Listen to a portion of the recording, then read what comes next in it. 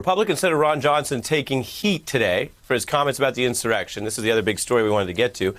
He is asserting that he did not personally feel threatened by those rioters who violently stormed the Capitol on January 6th, who were engaged in those attacks on officers and other violence. And then he went on to say, but if they were BLM protesters, it'd be different. Take a look.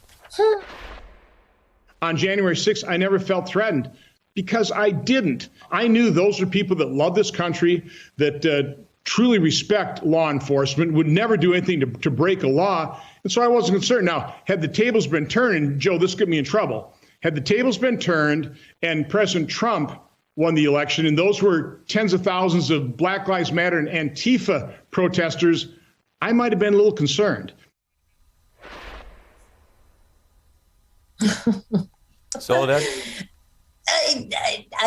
Where do you begin, right, with something that's overtly racist and bigoted? And I've interviewed Senator Johnson many times, and I think, as he was saying, this is going to get me into trouble. People, right before they say something that's going to get them into trouble, often say, this is going to get me into trouble. And he's right. Listen, that was not a dog whistle. That was kind of a bullhorn.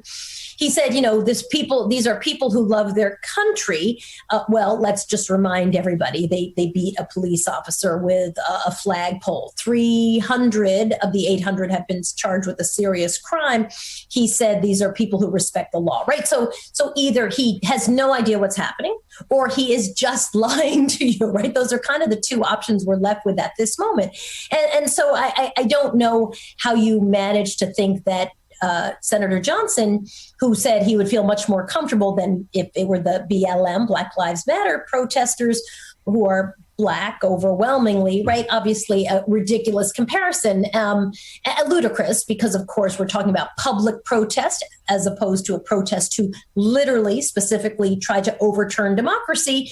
And also 92% of Black Lives Matter protests had no violence involved at all. So it's just disgusting. I mean, I read that and say, here's a guy who has said the quiet part out loud.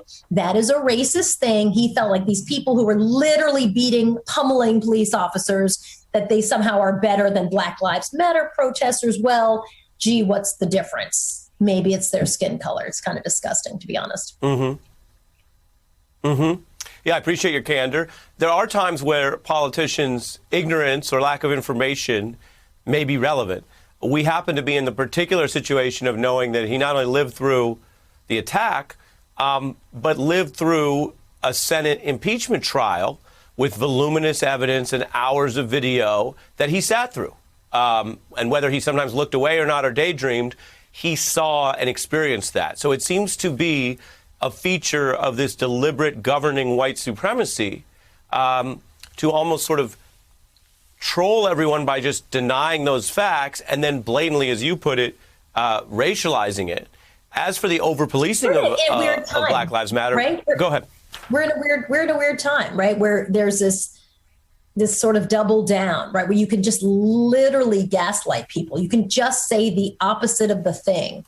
And not because you're mistaken, not because you don't understand the facts, not because, oops, you're confused, you were misread into something, but you literally do understand, as you point out. He does understand it, obviously.